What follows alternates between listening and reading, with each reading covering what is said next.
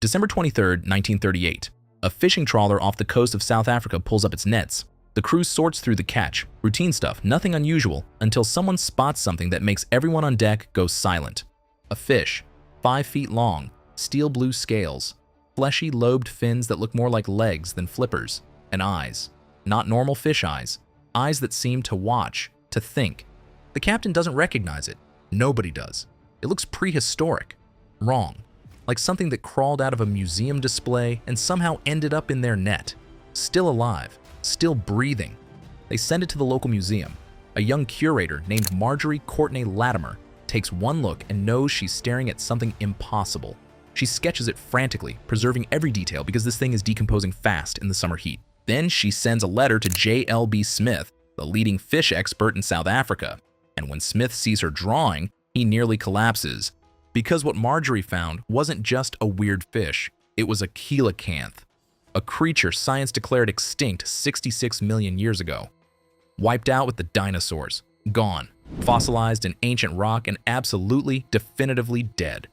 Except it wasn't dead, it was very much alive, and everything we thought we knew about extinction, evolution, and the timeline of life on Earth just got thrown into chaos. For 14 years, Smith searched desperately for a second specimen, offered rewards, printed posters, begged fishermen across the Indian Ocean to find another one. Because without a second fish, the scientific community could dismiss the first as a fluke, a misidentification, a mistake. In 1952, they found one, then another, then dozens. And with each discovery, we learned something new, something that made our previous assumptions look ridiculous.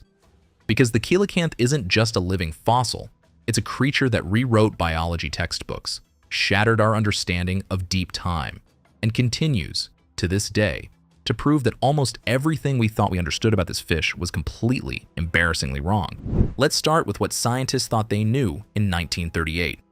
The coelacanth fossil record is extensive, beautifully preserved specimens dating back 400 million years. They dominated ancient seas. Then the fossils stopped, abruptly, right at the Cretaceous-Paleogene boundary, 66 million years ago. The asteroid that killed the dinosaurs killed the coelacanths. Case closed. The fossil record doesn't lie. Extinction confirmed, except the fossil record does lie. Not intentionally, but through absence, because fossilization is rare. It requires specific conditions: rapid burial, mineral-rich sediment, geological stability. Most creatures die and decompose without leaving a trace. The coelacanth didn't go extinct, it went deep. When researchers finally studied living specimens, they discovered these fish inhabit volcanic slopes and underwater caves at depths between 400 and 2,300 feet. These environments don't preserve fossils well. The volcanic rock is too young, the caves collapse, the carcasses get scattered by currents or eaten by scavengers. For 66 million years, coelacanths were living, breeding, and dying in places where their remains would never fossilize. They vanished from the geological record, not because they died out, but because they moved to a habitat that doesn't preserve evidence. It's the equivalent of a witness protection program enforced by geology. They disappeared so thoroughly that science declared them extinct, and they were fine with that arrangement. But here's where it gets disturbing. If we were that wrong about extinction, if a 5-foot fish with a 400 million year lineage could hide from us for 66 million years, what else is out there that we've declared extinct but is actually just somewhere else? The second revelation came when scientists examined the coelacanth's anatomy. Based on fossils, we knew these fish had lobed fins. Thick, fleshy appendages, very different from the thin, rayed fins of most fish. Paleontologists theorized these fins were evolutionary precursors to limbs. The coelacanth was supposed to be a transitional form, evidence of how fish evolved to walk on land. The narrative was perfect, neat, textbook ready. The coelacanth represented the bridge between water and land, our aquatic ancestor learning to crawl. Then we dissected a living specimen. The lobed fins aren't proto-limbs, they're highly specialized swimming appendages. The coelacanth uses them for precise maneuvering in caves and rocky crevices. They can rotate almost 180 degrees. The fish can hover, reverse, and perform barrel rolls with them. It's not trying to walk, it's flying underwater. And the internal structure? Nothing like tetrapod limbs. The bones don't match, the muscles attach differently. The joints move in ways that would be useless on land. The coelacanth isn't our ancestor, it's our cousin. A distant relative that took a completely different evolutionary path and perfected an entirely different strategy. We projected our own history onto it because we wanted it to fit a narrative. It doesn't fit. It never did. We just weren't looking closely enough. But the anatomical surprises didn't stop there. In 2013, researchers made a discovery that fundamentally changed our understanding of fish intelligence: the brain, or rather, the lack of one. When scientists opened the skull cavity of a coelacanth, they expected to find a brain filling most of the space. That's how fish anatomy works: brain in skull. Simple. Instead, they found a brain that occupied less than 1.5% of the cranial cavity. The rest, filled with fat, lipids, a massive reservoir of buoyant tissue that does what exactly? For decades, this was interpreted as evidence that coelacanths were primitive and stupid. Small brain equals low intelligence. The evolutionary dead-end theory persisted. These fish survived through luck, not adaptation. Wrong. Again, spectacularly wrong. That fat isn't waste space. It's a sophisticated buoyancy control system.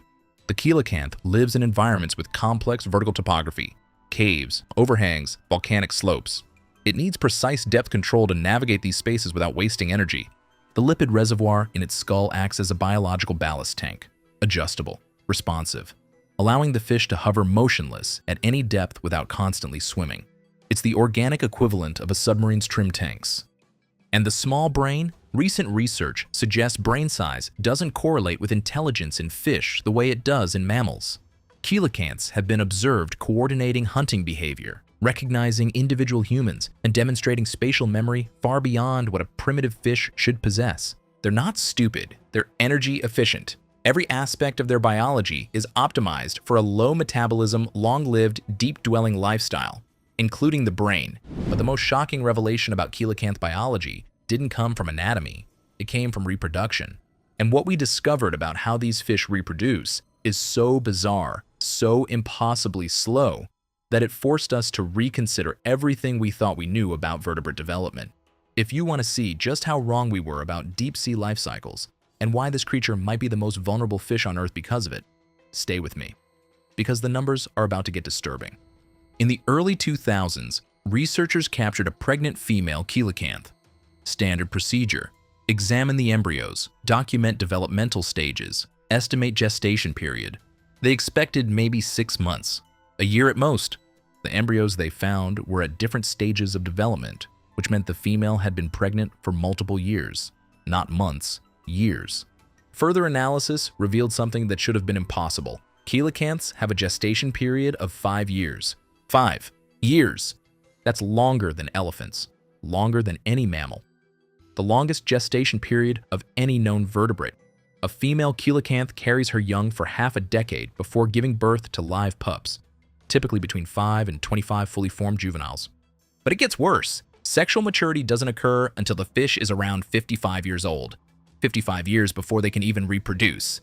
For context, most fish reach sexual maturity in 1 to 3 years, and they reproduce infrequently, maybe once every few years after reaching maturity.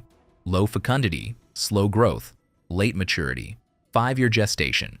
From an evolutionary perspective, this is insanity. Every factor is optimized for extinction, not survival. Any population stress, overfishing, habitat destruction, climate change should wipe them out immediately. Yet they've survived for 400 million years, through 5 mass extinctions, through the asteroid that killed the dinosaurs, through ice ages and volcanic eruptions and continent-splitting tectonic shifts. How? The answer is brutal, because they live in a place where almost nothing can kill them. Deep volcanic slopes and caves are stable environments. No seasonal changes, no temperature fluctuations, no droughts or floods. Predators are rare at depth. Food is scarce but consistent. Small fish, squid, octopus that venture near the caves. The coelacanth traded fast reproduction for environmental stability. It bet everything on living somewhere so remote, so hostile to other life that it could afford to reproduce slowly. For 400 million years, that bet paid off. Until 1938. Because here's the thing nobody considered. If coelacanths reproduce this slowly, how many are there? After the 1952 discovery of the second specimen, researchers assumed there must be a healthy population. You don't find 2 individuals from a nearly extinct species by accident, right? Wrong. Genetic analysis in the 1990s revealed a disturbing truth. Coelacanth populations are tiny. The Comoros Islands population, the most studied group, has maybe 500 individuals. Total, not 500,000, not 50,000, 500 fish spread across a limited geographic range. And they're not one species. In 1998, researchers discovered a second coelacanth species in Indonesia, Latimeria manatoensis, genetically distinct from the African species, separated by thousands of miles of ocean. Another small population, another group hovering on the edge of viability. Genetic testing revealed even more disturbing news. These populations have extremely low genetic diversity, inbreeding, limited gene flow, the hallmarks of a species in trouble. But wait, if they're endangered, why haven't they gone extinct already? Because until humans showed up with deep-water fishing technology, nothing could reach them. Their habitat was a fortress, too deep for traditional fishing, too rocky for trawling, too remote for human impact. Then we invented synthetic fishing lines, deep-set gill nets, industrial trawlers capable of fishing at 2,000 feet, and suddenly, the coelacanth's 400-million-year-old survival strategy became a liability. They're still being caught as bycatch, not targeted. They have no commercial value, just accidentally killed and discarded. A 5-year pregnancy ended by a net meant for something else. And here's the math that should terrify anyone who understands population biology. If a female coelacanth takes 55 years to reach maturity, then gestates for 5 years, then produces maybe 15 pups, and only reproduces every few years after that.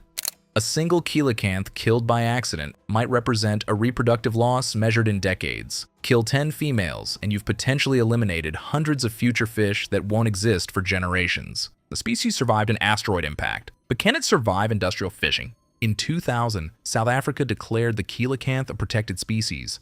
Comoros followed. Indonesia implemented protections. International treaties now prohibit trade. Conservationists monitor populations. Education programs teach fishermen to release them if caught. And yet the population isn't recovering, because you can't undo 55 years of maturation time. You can't accelerate a 5-year gestation. You can't increase reproductive output in a species that evolved for extreme longevity and slow reproduction. The coelacanth is trapped. Its evolutionary strategy is perfect for a world without humans, and catastrophically vulnerable in a world with them.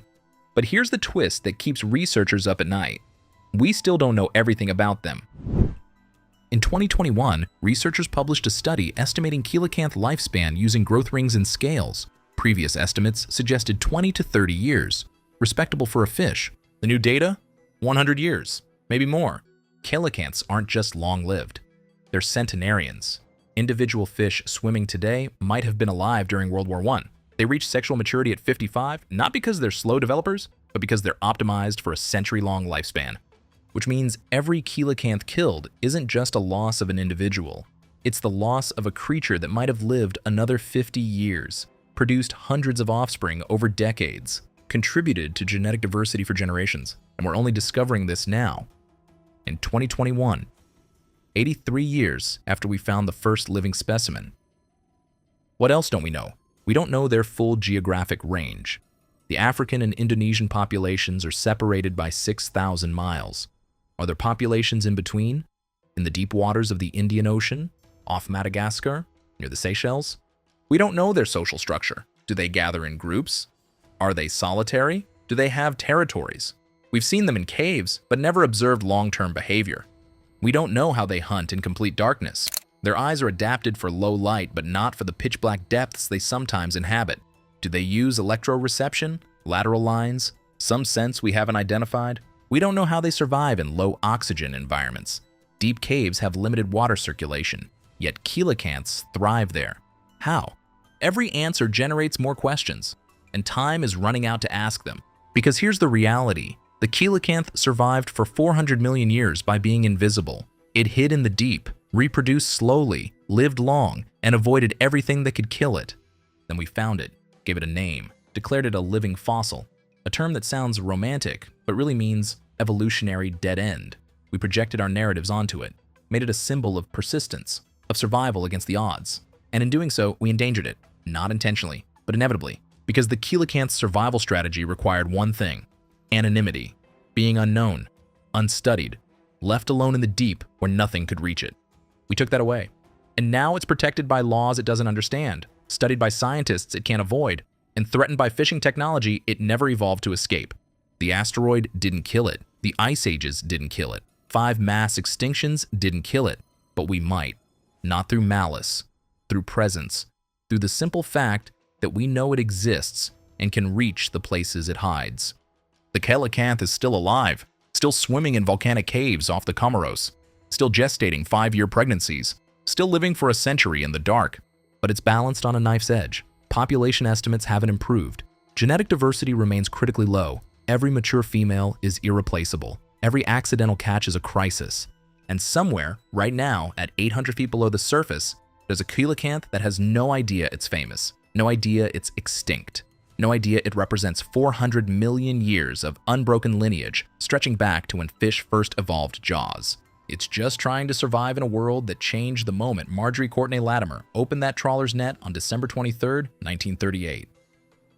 We were wrong about extinction, wrong about evolution, wrong about intelligence, wrong about reproduction, wrong about lifespan, wrong about nearly everything.